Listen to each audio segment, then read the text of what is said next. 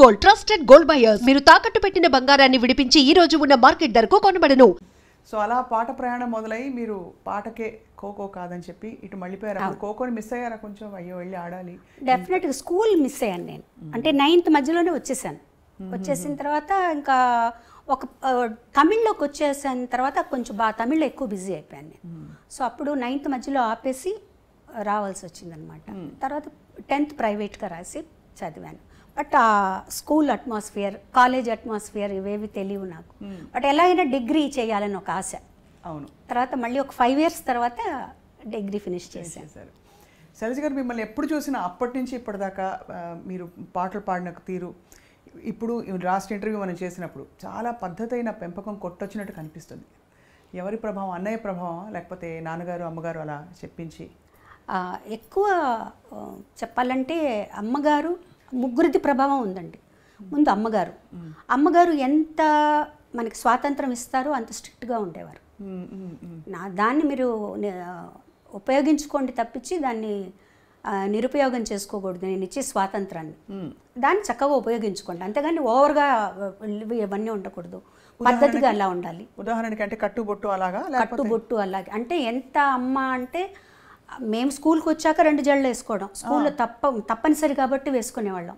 మా అక్కయ్యలు 2 జడలు కూడా వేసుకోకూడదు, 1 జడ వేసుకోవాలి.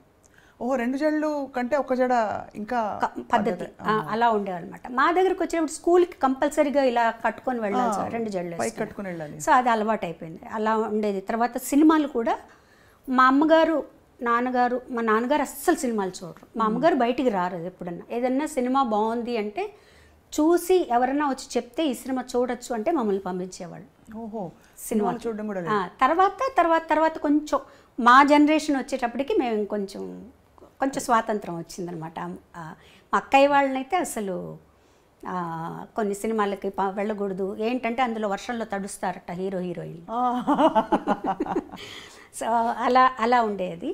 బట్ చదువులో కానీ ఆటల్లో కానీ కాంపిటీషన్స్, పాటల్లో కానీ వీటన్నిట్లో ఎంకరేజ్ చేసేవారు. అన్ని కాంపిటీషన్స్కి పంపించేవారు. డ్రాయింగ్ కాంపిటీషన్ దగ్గర నుంచి తర్వాత జనరల్ నాలెడ్జ్ అన్నిటికీ పంపించేవారు అనమాట అమ్మ. ఆ విషయంలో మటుకు ఇది. తర్వాత ఏదైనా స్టేజ్ మీద నేను పాడుతాను అంటే మటుకు వద్దనేవారు కాదు. వెళ్ళు పాడు, ఆ స్టేజ్ ఫియర్ పోతుంది నీకు, ఎవరో ఒకరిని తోడిచ్చి పంపించి నాతో పాడించేవారు అనమాట. అది కూడా నాన్నగారికి అంత ఇష్టం ఉండేది కాదు. మరి ఎలా మేనేజ్ చేసి? అమ్మ మేనేజ్ చేసి తెలియకుండా పంపించేసారు. స్కూల్కి వెళ్ళిందనో ఎక్కడికో వెళ్ళిందనో అని చెప్పి పంపించేసేవారు అనమాట.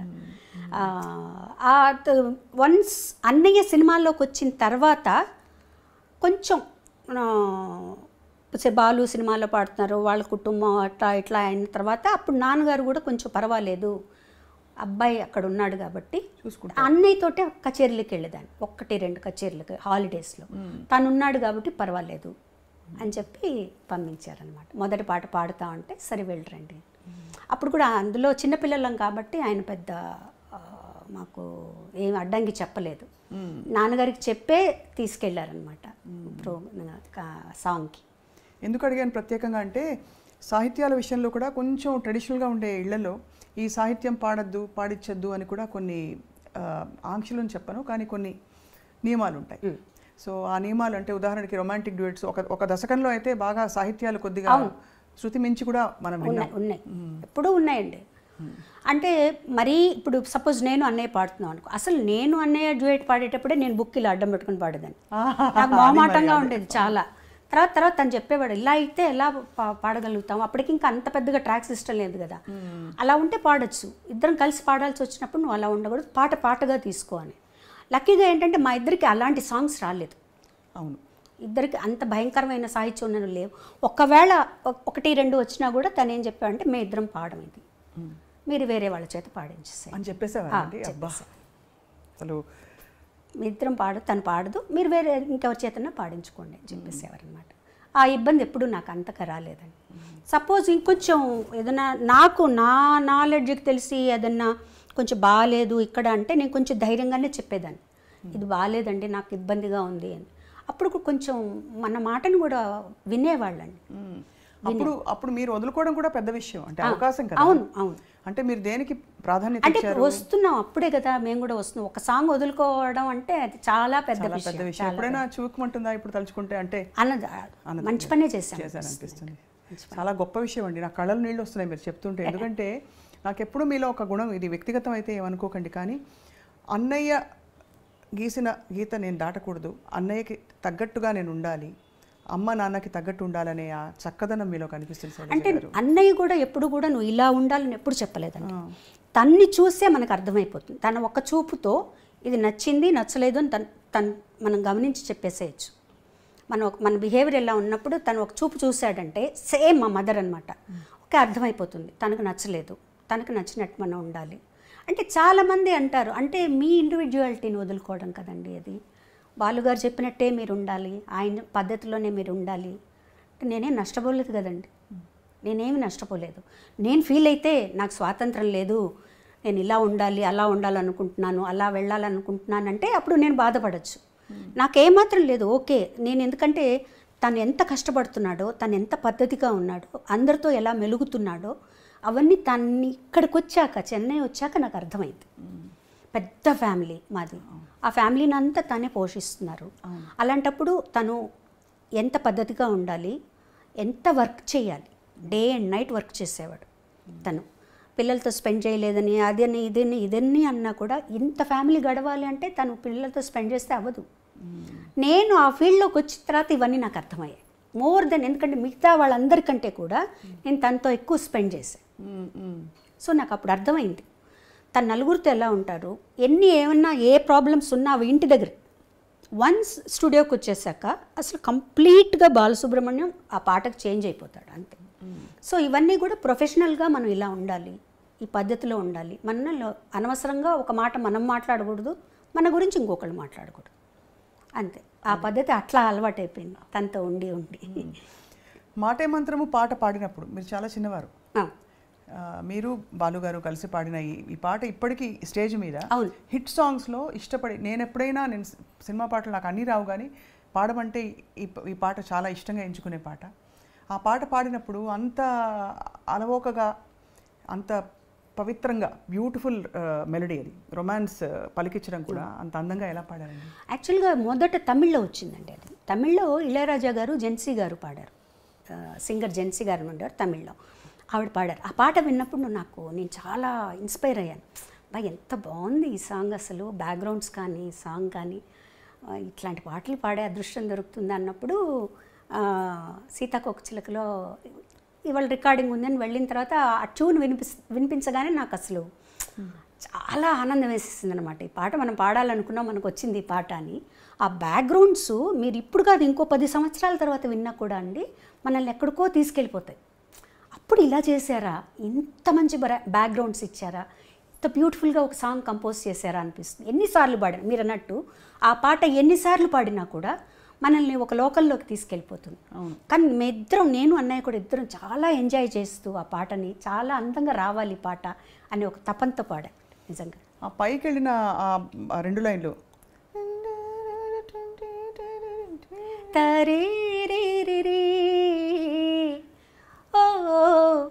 అదొకటి అందమైనది. ఇది ఒకటి థర్డ్ బ్యాక్గ్రౌండ్, ఆ పాటకంతా ఆయువు పట్టు మూడో బ్యాక్గ్రౌండ్ విజయం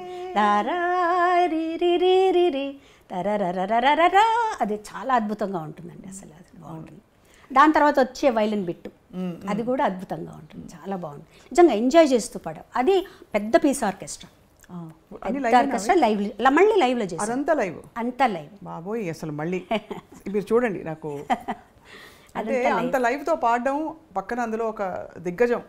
అవును, ఎస్పి బాలు గారు. ఎంత అన్నయ్య అయితే కూడా అదే బాలుగారి కంటే కూడా అన్నయ్యగానే భయం ఎక్కువ అనమాట. ఎందుకంటే తను ఎలా పాడతాడు, తన క్యాలిబర్ ఏంటో అన్నీ తెలుసు నాకు కదా. పాటని ఇలా నేర్చుకొని పాడేస్తాడు తను. సో కనీసం మనం 50% పాడాలి తనకి మ్యాచ్ అవ్వాలంటే అనమాట. సో ఆ పాట తనతో పాడడం అనేది చాలా చాలా చాలా అదృష్టం అని చెప్పాలంటే నిజంగా. సో తర్వాత మీరు కూచిపూడి ఆర్ట్స్ అకాడమీలో వసంత గారు మాత్రమే నేర్చుకున్నారా, మీరు డాన్స్ చేశారా? వసంత గారు మట్టుగా నేర్చుకున్నారండి. నేను భరతనాట్యం నేర్చుకున్నాను. మీరు భరతనాట్యం నేర్చుకున్నారు. అది కూడా ఎలా అయిందంటే, నేను భరతనాట్యం నేర్చుకోలేదు. పాప పల్లవి నేర్చుకునేది భరతనాట్యం ఇంట్లో. మాస్టర్ ఇంటికి వచ్చేవారు. నేను మధ్యాహ్నం రికార్డింగ్ బ్రేక్ అయ్యి భోజనానికి వచ్చినప్పుడు ఆయన కూర్చొని ఉండేవారు. ఆ పాప ఒకరోజు తలనొప్పని, ఒకరోజు కాలు నొప్పని ఏదో ఒకటి చెప్పేది. వాళ్ళు స్కూల్లో టైర్డ్గా ఉందనో, ఆదివారం ఇవనో. అప్పుడు పాప ఆయన చూస్తే జాలేసి నాకు ఊరికే చెప్పండి సార్, మీరు ఊరికే కూర్చోన్నారు కదా, నాకు చెప్పండి అని. అలా అలా అలా నేను నేర్చేసుకున్నా. నేర్చుకుని ఆయన అన్నయ్యతో చెప్పారు, ఆవిడ నా చేత అరంగేట్రం అంతవరకు వస్తుందని కూడా నాకు తెలియదు అసలు. తర్వాత ఎవరు ఇంట్లోకి ఎవరు ఎక్స్పెక్ట్ చేయాలి అరంగేట్రం చేసే లెవెల్కి డాన్స్ చేస్తామని. తర్వాత అరంగేట్రం చేయిద్దామండి అన్నారు. అంటే అన్నయ్య అన్నారు, నాకు తెలిసి తను ఎలా చేస్తుందో నాకు తెలియదండి, అంటే ముందు గజ్జె పూజ చేస్తారు కదా, అది చేద్దాము అని చిదంబరంలో టెంపుల్లో చేసాం గజ్జె పూజ. అప్పుడు అన్నయ్యకి కాన్ఫిడెన్స్ వచ్చింది. ఆ తర్వాత అరంగేట్రం ఏమన్నారు అప్పుడు చూసి మీ డాన్స్? చాలా నేను ఎక్స్పెక్ట్ చేయలేదు అసలు నువ్వు డాన్స్ చేస్తావని. ఇలా ఎవరికీ తెలియదు ఇంట్లో, ఊరికే ఆయన చెప్పేవి నేర్చుకునేవాళ్ళు, నా పాడికి నేను చేసుకుంటూ ఉండేదాన్ని. అది అయిన తర్వాత నేను 2-3 ప్రోగ్రామ్స్ కూడా చేశాను. ICF ఇంటర్గల్ కోచ్ ఫ్యాక్టరీ వాళ్ళకి, తర్వాత కళాసాగర్ వాళ్ళకి చేశాను. కాకపోతే ఏంటంటే డాన్సు, పాట డాన్సు 2 ఎంచుకోవాలంటే ఒకటే ఎంచుకోవాలంటే బాగా స్టామినా కావాలి డాన్స్కి. తర్వాత స్వెట్ విపరీతంగా పోతుంది మీకు. అవును, గొంతు బాగా కొంచెం దెబ్బతింటుందని నేను చెప్పను, మనకి సహకరించదు. అది బాలమురళి గారు, చిట్టిబాబు గారు ఇద్దరు చెప్పారు నాకు. అంటే పాట వదులుకుని డాన్స్ చేయొద్దు అలా చెప్పారా డైరెక్ట్? అంటే నువ్వు ఆలోచించుకో, నువ్వు డాన్స్ చేస్తూ ఉన్నావంటే పాడలేవు అంటే నేను అనుకున్నాను అనమాట. నాకు పాట మించి వేరే ఏమీ లేదు కదా. కానీ నేను అది ఆ పాపం మా మాస్టర్ గారు అయితే ఇంత నేర్చుకొని 2 ప్రోగ్రాంలు చేసి వదిలిపెట్టకమ్మా అని కూడా అన్నారు. లేదు సార్, నాకు పాటే ముఖ్యం, నేను పాట మీద ఉంటాను. లైక్ అంటే ప్రతిదానికి ఒక కారణం ఉంటుందండి, కారణం లేకుండా ఏది ఉండదు. ఆ నేర్చుకోవడం అనేది నాకు సాగర సంగమానికి ఉపయోగపడింది. ఆ డాన్స్ అరంగేట్రం చూసే విశ్వనాథ్ గారు అది మరొక అంటే మలుపు అని చెప్పొచ్చు. బికాజ్ చాలా చాలా పెద్ద మలుపు. మీరు నటనలోకి రావడం అఫ్కోర్స్ ఒకే సినిమాలో వేశారు కానీ గుర్తుండిపోయే పాత్ర. అప్పుడు విశ్వనాథ్ గారు చూసి అడిగినప్పుడు మళ్ళీ ఆలోచించారా, ఇది మళ్ళీ నేను యాక్టింగ్ ఫీల్డ్? ఆలోచించడం క్వశ్చనే లేదండి, నేను చెయ్యను అని చెప్పేసాను. ఓకే. ముందు విశ్వనాథ్ గారు అడిగారు, ఏడుది నాగేశ్వరరావు గారు ఆయన అడిగారు, అందరూ అడిగారు. అన్నయ్య చేతి చెప్పించారు, మా వదిన గారి చేతి చెప్పించారు, విశ్వనాథ్ గారు మిస్సెస్ చేతి చెప్పించారు. నేను చెయ్యను అని చెప్పాను. ఎంత స్పష్టత అలా ఎలా వచ్చేసింది? అన్నయ్య కూడా వద్దని అనలేదు కదా? ఎవరు వద్దలేదు, అన్నయ్య కూడా నువ్వు చేస్తే బాగుంటుందని చెప్పారు, అందరూ చెప్పారు. అందులో విశ్వనాథ్ గారి సినిమా తన దగ్గరుండి చూసుకుంటారు, నీకు భయం లేదంటే నాకు వద్దు, నేను కంఫర్టబుల్ కాదు, నాకు వద్దు, నేను చేయను అని చెప్పేసాను. నేను పాటలే పాడుకుంటాను. విశ్వనాథ్ గారు తెలివిగా ఏం చేశారంటే మా నాన్నగారి దగ్గరికి వెళ్ళి మా నాన్నగారి దగ్గర ఒప్పించారు. బాబాయ్ నేను మంచి క్యారెక్టర్, దాని చేత చేయిస్తాను, ఎటువంటి చెడ్డ పేరు రాదు అవన్నీ చెప్తే ఇంకా నాన్నగారు నన్ను పిలిచి అన్నయ్య అంతలా ఆడుతున్నారమ్మా నువ్వు చేయొచ్చు కానీ రిలక్టెంట్గానే ఒప్పుకున్నానండి ఆ క్యారెక్టర్. నిజం అంటే సరిపోయింది, నేను ఇష్టం లేకుండా చేయబట్టి ఆ క్యారెక్టర్ కరెక్ట్గా సరిపోయినట్టే అనిపిస్తుంది నాకు. నాకు యాక్టింగు అంత కష్టం అనిపించలేదు, ఎందుకంటే ప్రతిదీ విశ్వనాథ్ గారు కరెక్ట్గా యాక్ట్ చేసి ఇలా చెయ్యాలి, చిన్న చిన్న మూమెంట్స్ జుట్టు ఇలా వెనక్కి వేసుకోవడం దగ్గర నుంచి ఆయన చేసి చూపించేవారు. మా నాన్నగారి మీద నాకెంతో గౌరవం ఉంది, భక్తి ఉంది. ఇప్పుడు తప్పులు తెలుసుకుని నేను ఆయన మర్చిపోలేను. అందుకే చెప్తున్నాను, నువ్వు నాతో వస్తావో ఇక్కడే ఉంటావో ఆలోచించు.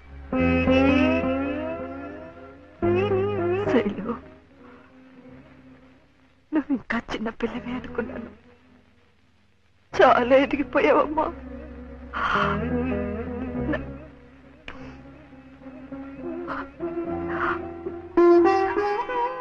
నన్ను వదిలి వెళ్ళిపోతావా? మన ఇంటి గౌరవం మనల్ని వదిలి వెళ్ళిపోయే ముందు నేనే నా జాగ్రత్త పడ్డం మంచిది. అందుకే ఇప్పటికీ మించిపోయింది లేదు. ఎవరిని కావాలనుకుంటున్నావో ఆలోచించుకో. కానీ అయినా మీరు అలా పట్టేసి, ఎందుకంటే ఆ పాత్రలో మీరే మీకోసమే ఆ పాత్ర అల్లినట్టు అనిపిస్తుంది. అది మనకి విశ్వనాథ్ గారిలో ఉందండి. అది అదే నేను చేసిన ఒక్క సినిమా కాబట్టి నాకు అనిపిస్తుంది, ఆయనలో ఉంది అది. అంటే అఫ్కోర్స్ మనలో కూడా ఆ జీల్ రావాలి, చెయ్యాలి అని ఆయన చేస్తుంటే మనకు ఆటోమేటిక్గా వచ్చేస్తుంది. తర్వాత ఫస్ట్ నేను భయపడింది ఏంటంటే కమల్ హాసన్ గారు ముందర చేయాలి. ఇది శాస్త్రీయ నృత్యమా కాదా? ఏ సాంప్రదాయం? ఎన్ని సాంప్రదాయాలు ఉన్నాయో కూడా తెలుసా నీకు? దీన్ని భరతనాట్యం అంటారు.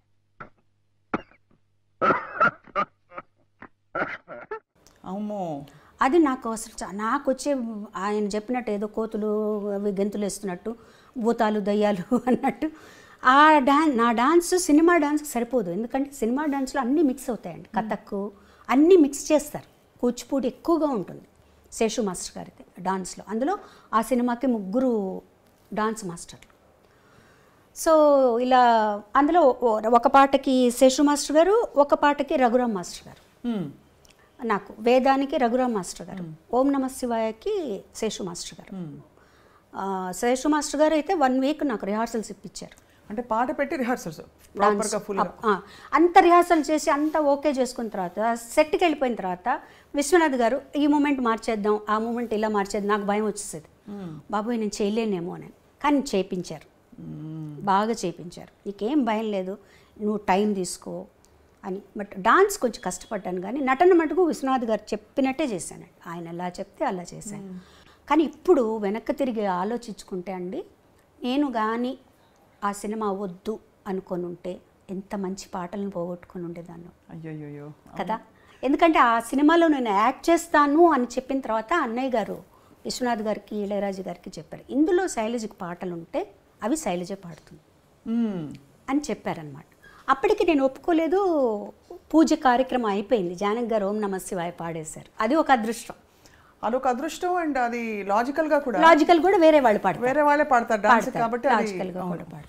ఆ తర్వాత రాజా గారు ఏమన్నారంటే ఒక్క సాంగ్ తనకు వస్తుంది, అది తను పాడుతుంది, ఇంకో మంచి పాటలు కూడా ఉన్నాయి, తన చేతి పాడిద్దామని నాద వినోదము, వేవేల గోపెమ్మల వేదము, బ్యూటిఫుల్ సాంగ్స్. నిజంగా ఐ థింక్ రాబోయే 50 సంవత్సరాలు అసలు ఏమాత్రం ఇది ఇప్పుడే పుట్టిన పాటలాగా పాడుకుంటున్నారు. ఇప్పుడు కూడా అంతే కదండి. అవును.